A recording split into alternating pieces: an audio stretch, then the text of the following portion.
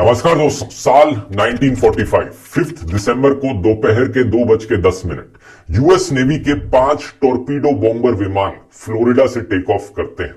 इस उड़ान को कहा जाता है फ्लाइट 19। अपना एक 3 घंटे का रूटीन ट्रेनिंग मिशन करना, यानी कुछ ऐसी स्पेशल उड़ान नहीं थी ये, अपने रेगुलर ट्रेनिंग मिशंस कंडक्ट करने के लिए उड़ान भर रहे थे। फ्लाइट में 14 क्रू मेंबर्स हैं जिन्हें लीड किया जा रहा है एक फ्लाइट लीडर के द्वारा, जो कि बहुत ही एक्सपीरियंस्ड पायलट हैं और एक वॉर वेटरन भी हैं। ये 5 प्लेन्स उड़ान भर के ईस्ट की डायरेक्शन में फ्लाई करते हैं फ्लोरिडा से। सब कुछ नॉर्मल चल रहा है, मौसम काफी साफ है, लेकिन उड़ान भरने के करीब 2 घंटे बाद इनके स्क्वाड्रन लीडर रिपोर्ट करते हैं कि अचानक से इनके कंपस में प्रॉब्लम्स आ रही। इनका कंपस काम करना बंद कर जाता है। ये अपना बैकअप कंपस निकालते हैं, लेकिन बैकअप कंपस भी फेल। इन्हें पता नहीं इनकी पोजीशन कहां पर है एक्चुअली में। ये बाकी प्लेन के पायलट से पूछते हैं और उनके भी इंस्ट्रूमेंट मैल फंक्शन करने लग रहे हैं। स्क्वाड्रन लीडर का नाम है लेफ्टिनेंट चार्ल्स कैरल टेलर, और कंपस खराब होने के बाद काफी कंफ्यूजिंग से मैसेजेस सुनने को मिलते हैं रेडियो ट्रांसमिशन से। टेलर कहते हैं, both my compasses are out and I am trying to find Port Lauderdale, Florida. I'm over land but it's broken. I'm sure I'm in the Keys but I don't know how far down and I don't know how to get to Fort Lauderdale. मौसम अब धीरे धीरे बिगड़ता जा रहा है। शाम के 4:56 टेलर को लगता है कि उनके विमान एक्चुअली में गल्फ ऑफ मेक्सिको के ऊपर पहुंच चुके हैं, इसलिए अब उन्हें ईस्ट की डायरेक्शन में फ्लाई करना होगा वापस फ्लोरिडा जाने के लिए। इसलिए अब वो बाकी सारे अपने प्लेन्स को कमांड देते हैं कि ईस्ट की डायरेक्शन में फ्लाई किया जाए। लेकिन कुछ फ्लाइट में क्रू मौजूद है जिन्हें लगता है कि नहीं, वो एक्चुअली में अभी ईस्ट में ऑलरेडी हैं, उन्हें वेस्ट में फ्लाई करना चाहिए। इस ऑर्डर के एकदम बाद उनमें से एक प्लेन से एक रेडियो ट्रांसमिशन सुनने को मिलता है, Damn it, if we could just fly west, we would get home. Head west, damn it. यानी कि बाकी क्रू मेंबर्स को शक है कि एक्चुअली में उन्हें वेस्ट में फ्लाई करना चाहिए वापस घर लौटने के लिए। लेकिन मौसम बिगड़ता रहता है, सूरज ढल जाता है और अंधेरा हो जाता है। इस वक्त माना जाता है कि ये प्लेन्स एक्चुअली में 370 किलोमीटर ईस्ट में थे फ्लोरिडा के। शाम के 7:04 PM पर टेलर की तरफ से आखिरी रेडियो ट्रांसमिशन आता है, All planes close up tight. We'll have to ditch unless landfall. We all go down together. और इसके बाद ये पांचों के पांचों प्लेन हमेशा के लिए गायब हो जाते हैं। आज के दिन तक इन प्लेन्स के बारे में हम नहीं जानते कि ये कहां पर है, इनके साथ क्या हुआ। फ्लाइट 19 के गायब होने के बाद एक search and rescue mariner aircraft take off करता है 13 लोगों के क्रू के साथ। इसका मिशन है इस फ्लाइट 19 को ढूंढना। ये ढूंढने निकलता है और ये भी गायब। पहले फ्लाइट 19 के 14 लोग गायब और अब इस Mariner search and rescue aircraft के 13 लोग गायब। इसके बाद कई दिनों तक एक बहुत ही बड़ा air and sea search operation बुलाया जाता है, उस समय का one of the largest search operations इन दोनों फ्लाइट्स को ढूंढने के लिए। लेकिन कोई अता पता नहीं चलता, ना तो कोई बॉडी मिलती है किसी इंसान की, ना ही एयरक्राफ्ट का कोई टूटा हुआ हिस्सा मिलता है, एकदम गायब। इंटरेस्टिंग चीज ये है कि जहां पर ये दोनों प्लेन्स गायब होते हैं, उस एरिया को आज के दिन हम बर्मुडा ट्रायंगल के नाम से जानते हैं। Over the past 50 years, 3,000 ships and 100 planes have gone missing in a mysterious stretch of water in the Atlantic Ocean. Ships have gone missing, planes have gone missing. Known as the Devil's Triangle. A source of intrigue, legend, and fear. This is the Bermuda Triangle. Bermuda triangle बताया जाता है समुद्र का एक बहुत ही mysterious हिस्सा, जहां पर 100 से ज्यादा विमान और जहाज गए और गायब हो गए, जिनका कोई अता पता नहीं चला। ये एक ऐसा एरिया है जो अमेरिका में फ्लोरिडा से लेकर प्यूर्टो रिको तक और ऊपर बर्मुडा देश तक एक तरीके का ट्रायंगल सा एरिया बन जाता है। यहाँ पर ओवरऑल 5 लाख स्क्वायर माइल से भी ज्यादा का ये एरिया है जहां पर ये लाई करता है। बर्मुडा ट्रायंगल के किस्से 500 साल से भी ज्यादा पुराने हैं। साल 1492 में क्रिस्टोफर कोलंबस जब नई दुनिया की खोज करने निकले थे, उन्होंने रिपोर्ट किया कि जब वो इस एरिया से गुजर रहे थे, उनका कंपस काम करना बंद कर गया और एक रात उन्होंने जब अपने जहाज से बाहर आसमान की तरफ देखा, उन्हें एक बड़ी ही अजीब सी रोशनी दिखाई दी, एक स्ट्रेंज लाइट जो आग के गोले जैसी दिख रही थी, और वो आग का गोला इन्हें आसमान में दिखा, नीचे समुद्र में गिरता हुआ। यहां से शुरू होती है ये मिस्ट्री और आने वाली सदियों में कई नाम दिए गए इस जगह को। The graveyard of the Atlantic, the sea of doom, Sargasso graveyard, ये ऐसे नाम थे जिन्हें 18th और 19th सेंचुरी में इस्तेमाल किया जाता था। लेकिन जो बर्मुडा ट्रायंगल नाम था, इसे पहली बार एक्चुअली में सिर्फ 1964 में ही इस्तेमाल किया गया। एक मैगजीन थी अरगोसी नाम से, विंसेंट एच गद्दीस नाम के आदमी ने एक आर्टिकल लिखा 1964 में उस मैगजीन में, जिसका टाइटल था द डेडली बर्मुडा ट्रायंगल। और ये पहली बार था जब बर्मुडा ट्रायंगल शब्द का इस्तेमाल किया गया था। इस आर्टिकल में उन्होंने कई डिसअपीयरेंसेस जो पिछले कई दशकों में हुई थी इस बर्मुडा ट्रायंगल में, उन्हें समराइज किया था और उन्हें लिंक करने की कोशिश करी थी।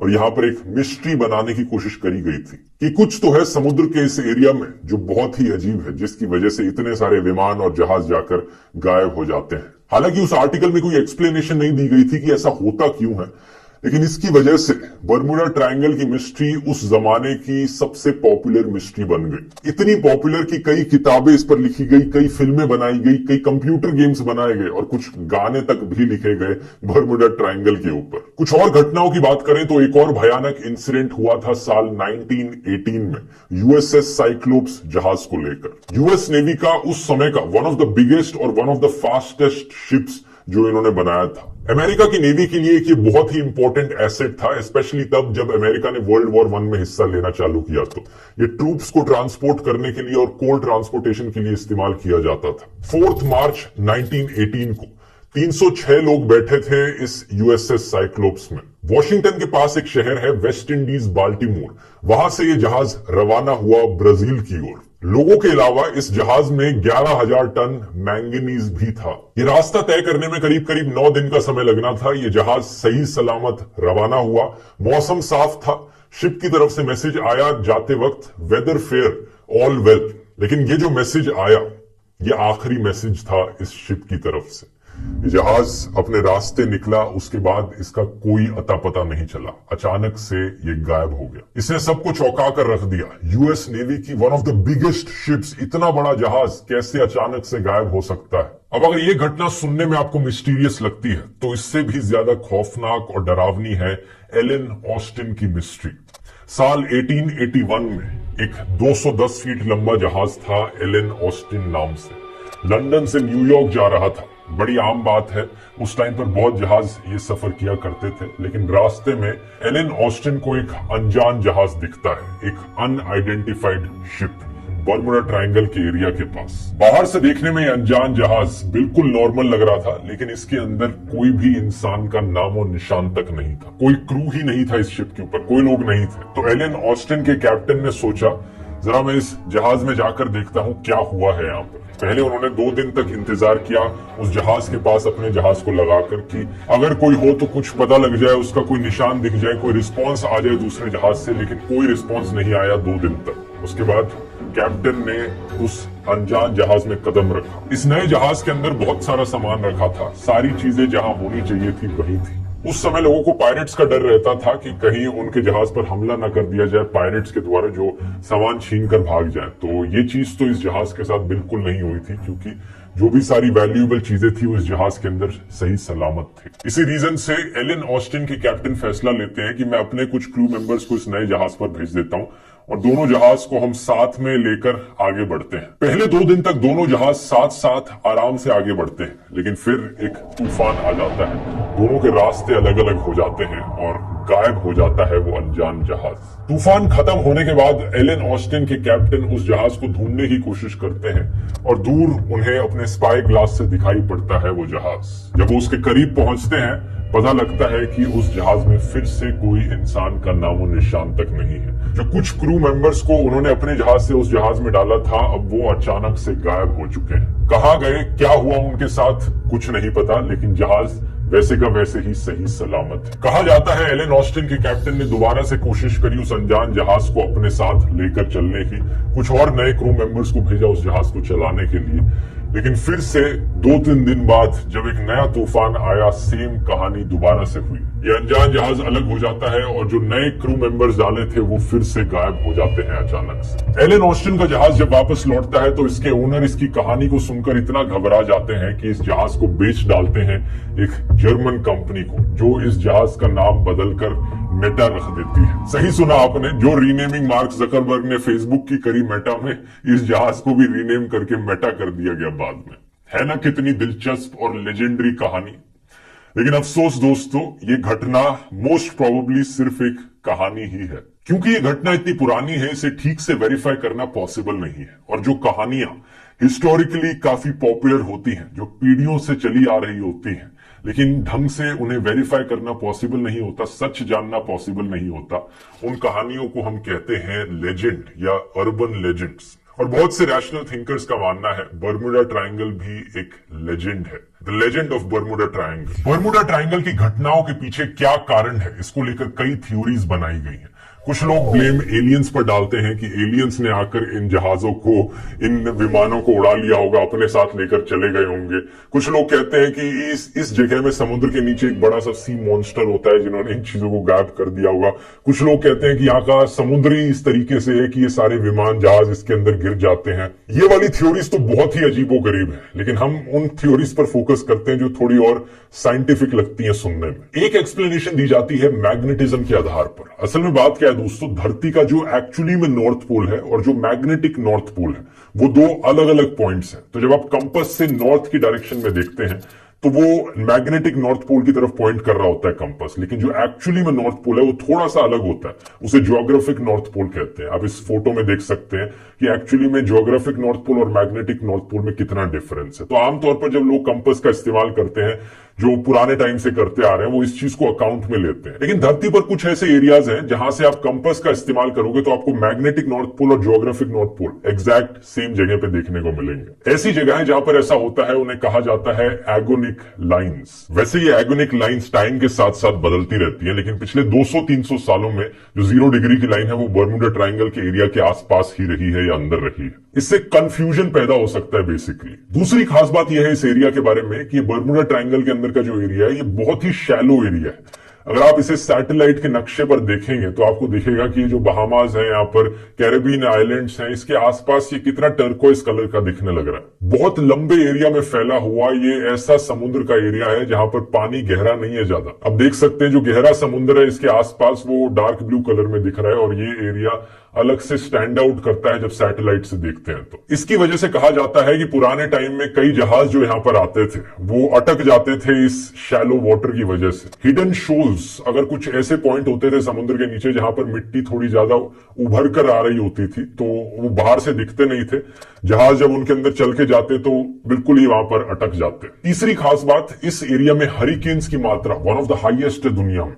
अगर आप देखोगे दुनिया में कौन से देशों में सबसे ज्यादा हरिकेन्स देखने को मिलते हैं, तो चाइना नंबर 1 पे आता है, लेकिन उसके बाद नंबर 2 पे यूएसए है और फिर क्यूबा है। क्यूबा इसी एरिया में लाई करता है। और यूएसए में सबसे ज्यादा हरिकेन्स कौन सी स्टेट में आते हैं? फ्लोरिडा में आते हैं, जो इसी एरिया में ही है। तो हरिकेन्स और वाटर स्पाउट्स ज्यादा फ्रीक्वेंसी से आते हैं इस एरिया में। चौथी एक्सप्लेनेशन दी जाती है मीथेन हाइड्रेट्स को लेकर। कुछ ऐसे एरियाज हैं समुद्र के अंदर जहां पर बड़ी फील्ड्स पाई जाती है मीथेन हाइड्रेट्स की। ऑस्ट्रेलिया में साइंटिस्ट ने कुछ लेबोरेटरी एक्सपेरिमेंट्स कंडक्ट किए थे। उन्होंने देखा कि जब मीथेन के बबल्स होते हैं पानी में एक मात्रा से ज्यादा, तो पानी की डेंसिटी कम हो जाती है और जो बॉयंसी होती है एक जहाज की वो मेंटेन नहीं हो पाएगी, तो जहाज पानी के अंदर डूब जाएगा। वही लॉजिक हो गया वैसे, जब नमक ज्यादा होता है पानी के अंदर तो पानी की डेंसिटी बढ़ जाती है, तो फ्लोट करना। ये हाइपोथाइज किया गया है कि अगर मीथेन की इरप्शंस होती हैं पानी के अंदर, मड वोल्केनोज भी उन्हें कहा जाता है, पानी के अंदर वोल्केनोज फटते हैं तो मीथेन बाहर आती है उनसे, जिसकी वजह से अचानक से अगर ये शिप के नीचे हुआ तो अचानक से वो शिप पानी के अंदर डूब जाएगी बिना किसी वार्निंग के, और पता तक नहीं चलेगा उसके बारे में। अब ये सबसे इंपॉर्टेंट एक्सप्लेनेशन है क्योंकि ये ह्यूमन साइकोलॉजी से रिलेटेड है। इसे नाम दिया जाता है बार्डर-माइनहॉफ इफेक्ट या फिर द फ्रीक्वेंसी इल्यूजन। बार्डर-माइनहॉफ इफेक्ट या फ्रीक्वेंसी इल्यूजन एक साइकोलॉजिकल इफेक्ट है कि जब हम चीजों को ज्यादा नोटिस करने लगते हैं तो हमें वो चीजें अपने आसपास ज्यादा दिखने लगती हैं। याद करो आपके परिवार आती है। ये बात सच जरूर है कि कुछ बड़े बड़े जहाज और विमान गायब हो गए बर्मुडा ट्रायंगल के अंदर, लेकिन अगर आपने नोटिस करने की कोशिश करी हो तो दुनिया भर के कई एरियाज में, कई समुद्रों में ऐसे ही जहाज और विमान गायब होते हुए मिले हैं जहां पर बर्मुडा ट्रायंगल नहीं मौजूद था। इसका एक बड़ा रीसेंट एग्जांपल हो सकता है वो मलेशियन एयरलाइंस की फ्लाइट। वो तो बर्मुडा ट्रायंगल में गायब नहीं हुई, क्योंकि असल में बात यह है, लोगों ने जब बर्मुडा ट्रायंगल की मिस्ट्री के बारे में सुना तो जो भी डिसअपीयरेंसेस हुई, जो भी ऐसी घटनाएं हुई, लोगों ने तब ज्यादा ध्यान देना शुरू कर दिया। वो भी इसी सोल्यूशन पर निकल कर आए। उन्होंने कहा शुरुआत में कई ऐसी घटनाएं थी जो एक्चुअली में हुई थी, लेकिन टाइम के साथ साथ जब बर्मुडा ट्रायंगल की मिस्ट्री और बड़ी मिस्ट्री बनती गई तो कुछ लोगों ने अपनी कहानियां क्रिएट करनी शुरू कर दी।